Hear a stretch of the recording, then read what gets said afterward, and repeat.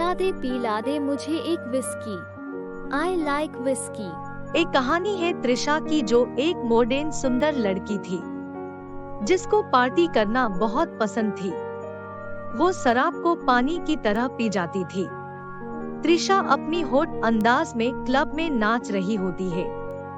तभी वहाँ पर खड़े हुए कुछ लड़के उसे बुरी नजर से देख रहे होते हैं। अरे देखो तो कितनी हॉट लड़की है ये, उसकी लुक्स और उसकी डांस। चलो उसके साथ थोड़ा सा छेड़खानी करते हैं। वो तीनों त्रिशा के पास जाते हैं। वो जबरदस्ती उसे अपनी साथ ले जाने के लिए कोशिश करते हैं। ए क्या कर रहे हो तुम लोग? छोड़ो मुझे। Leave me. बहुत तुझे बार में दारू पीकर डांस करने का मन है ना? आज तुझे हमारा मनोरंजन करना होगा। चल अभी। तभी उसी वक्त एक अच्छे घराने का लड़का प्रत्युष ये सब देख लेता है। वो गुस्से से लाल हो जाता है। वो उस बेशरम लड़कों को दे दनादन मारने लगता है। वो लड़के मार खाकर वहाँ से भागने लगते हैं। इतने में त्रिशा बेहोश हो जाती है। ओह नो, लगता है इस लड़की ने कुछ ज्यादा ही शराब पी है। अरे यार संग्राम, इसे तुम्हारे घर ले जाना होगा। इतनी रात गए इसे कहीं छोड़ना खतरे से खाली नहीं होगा। आजकल का जमाना लड़कियों के लिए ऐसी भी सेफ नहीं है। हाँ प्रत्युष, मैं गाड़ी निकालता हूँ, तू इसे लेकर आ। प्रत्युष त्रिशा को अपनी हाथों में उठाता है और उसे अपनी साथ संग्राम के घर ले जाता है, जहाँ रात भर आराम करके जब त्रिशा उठती है तो वहाँ पर संग्राम की माँ को देखती है।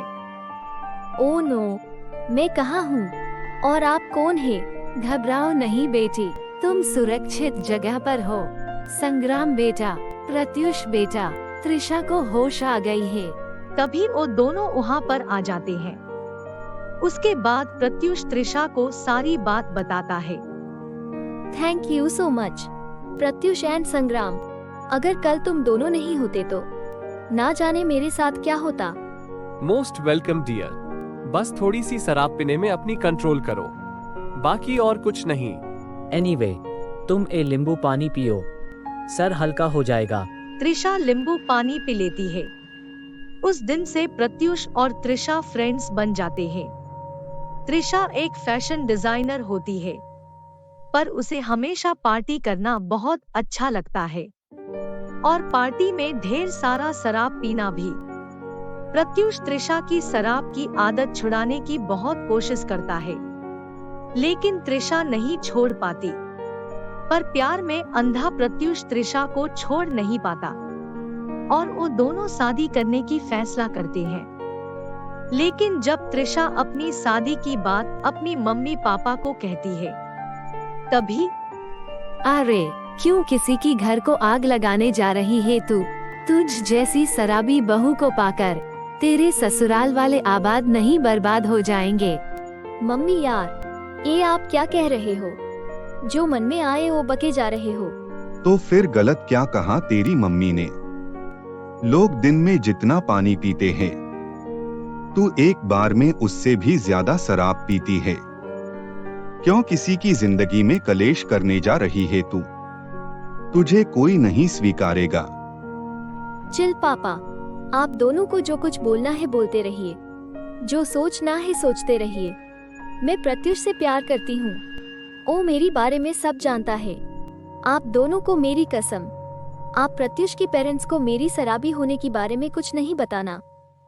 शादी तो मैं प्रत्युष से करके रहूंगी।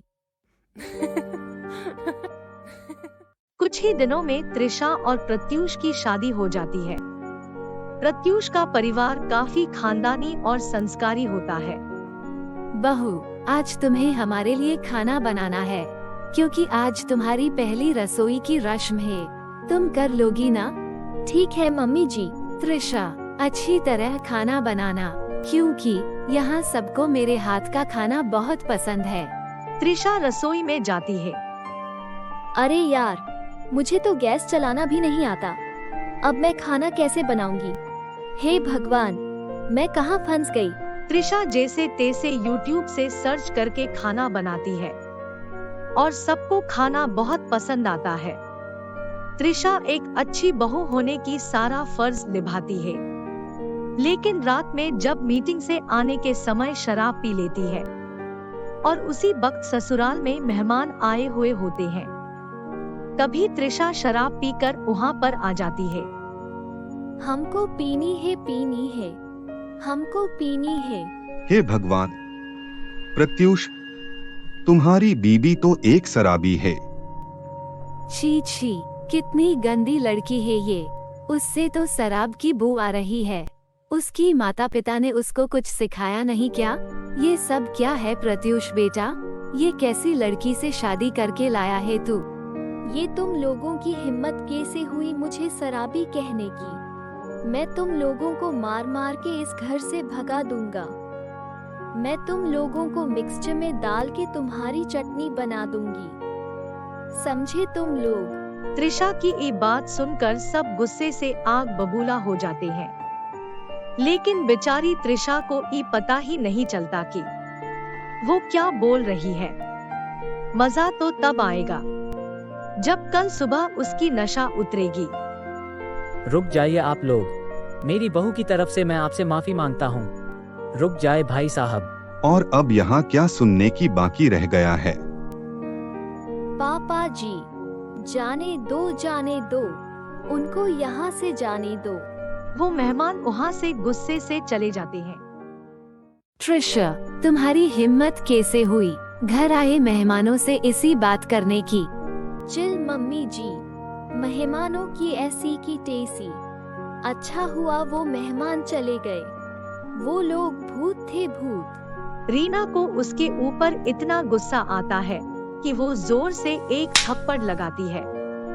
रीना, मत रोकिए मुझे, ये बेशर्म शराबी लड़की इसी थप्पड़ की लायक है। बेशर्मी की भी हद होती है। प्रत्युष, क्या तुम ये दिन दिखाने के लिए इस लड़की से शादी की थी? सॉरी मम्मी जी, पापा जी, मुझे कुछ समझ नहीं आ रहा है कि मैं क्या करूं। घूमूं फिरूं, गाउन हंसू या रो? चलो नाचते हैं, सब साथ में नाचते हैं। चलो सब नाचो।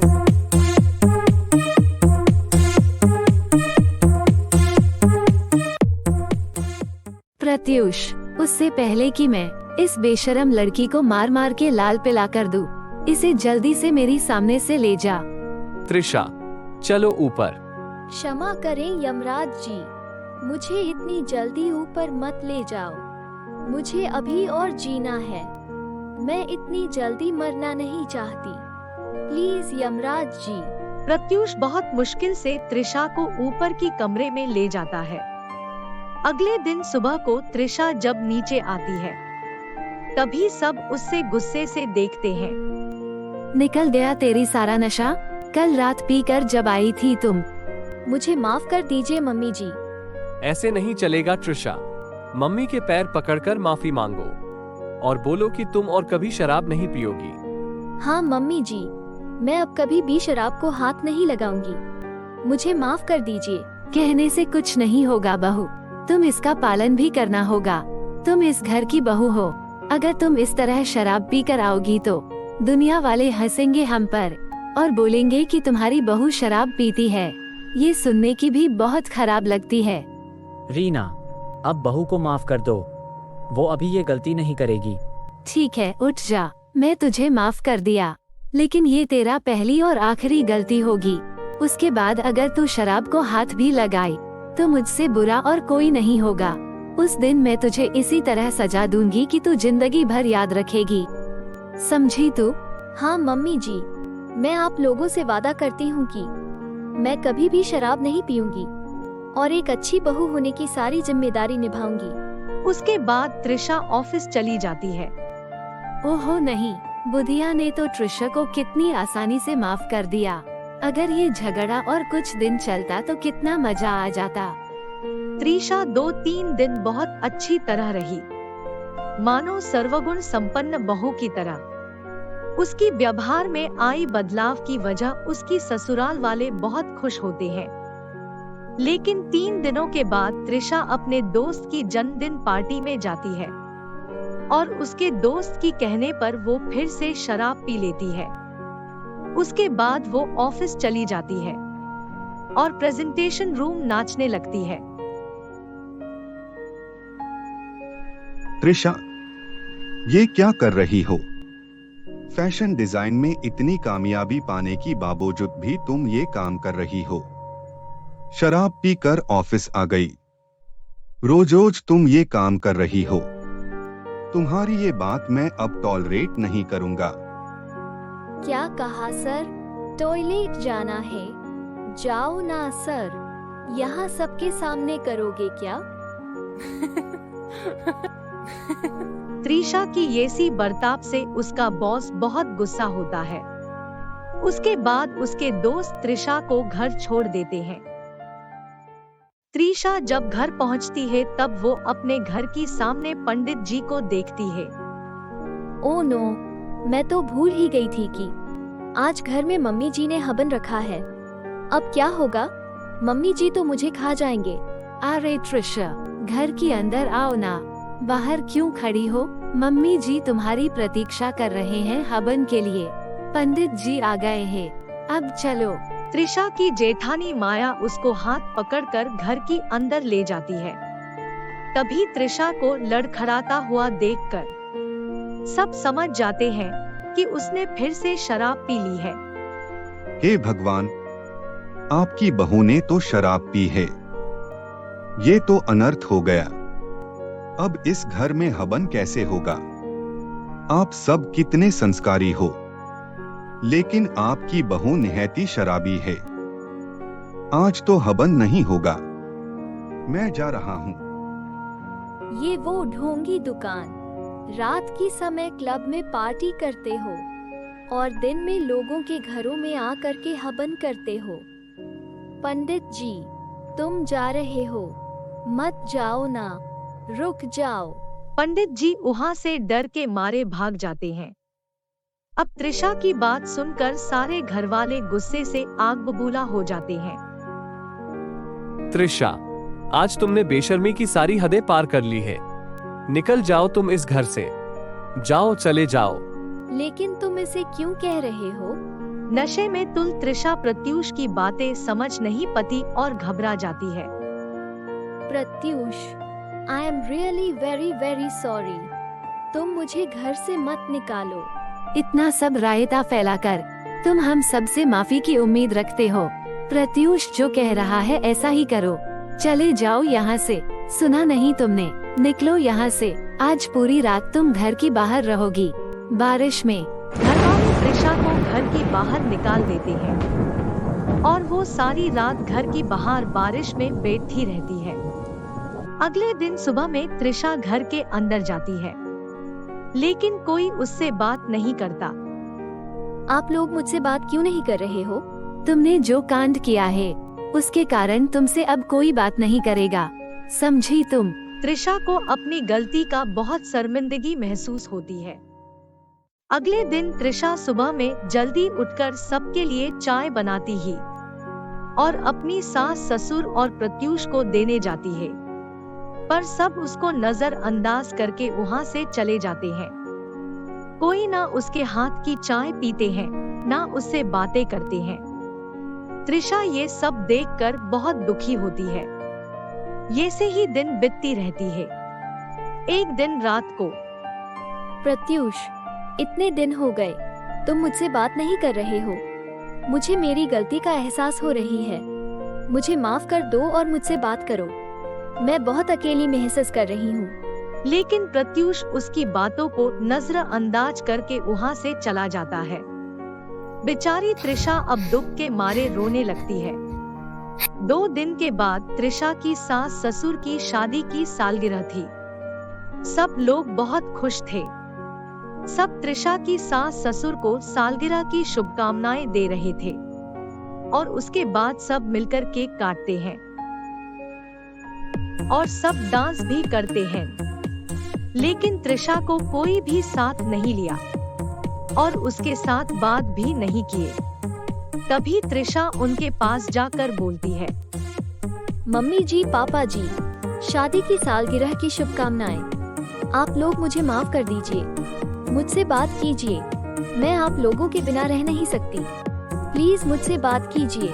लेकिन वो लोग उसकी बात नहीं सुनते और नाचते रहते हैं। त्रिशा दुख के मारे वहाँ से चली जाती है और आकर एक कोने में दुख के मारे बैठी हुई होती है। उसी समय उसके ऑफिस का एक दोस्त उसके पास आता है और बोलता है, ट्रिशा, बॉस ने ये लेटर तुम्हें दिया है। लेटर? कौन सा लेटर? बॉस ने मुझे लेटर दिया है, लेकिन इसी लेटर में क्या है?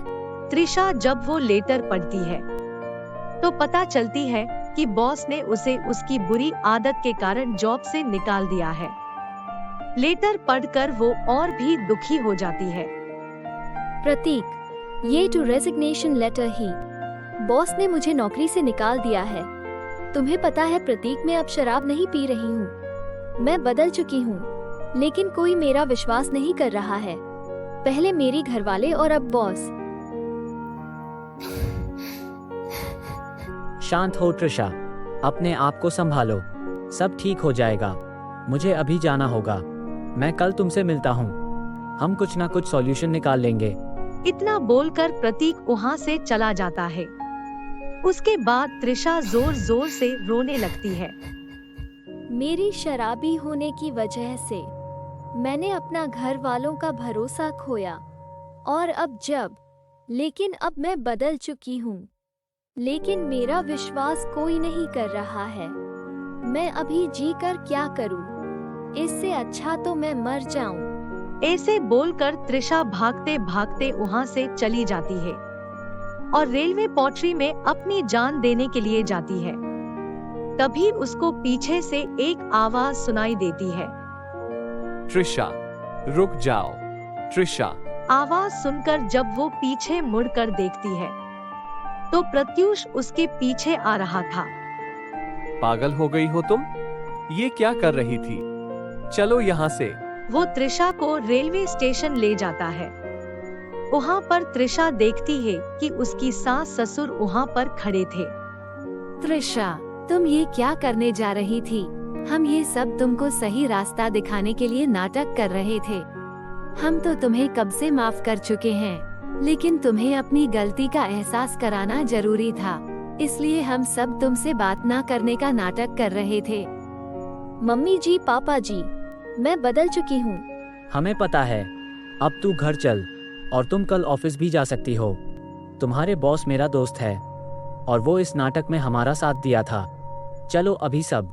त्रिशा अपने सास ससुर और प्रत्यूष के साथ घर लौट आती है और एक अच्छी बीबी और बहू होने की सारी फर्ज निभाती है और खुशी खुशी रहती है। आपको मेरी वीडियो अच्छी लगी है तो अपने फ्रेंड्स के साथ शेयर जरूर कीजिए और हाँ दोस्तों, लाइक और सब्सक्राइब करना मत भूलिए।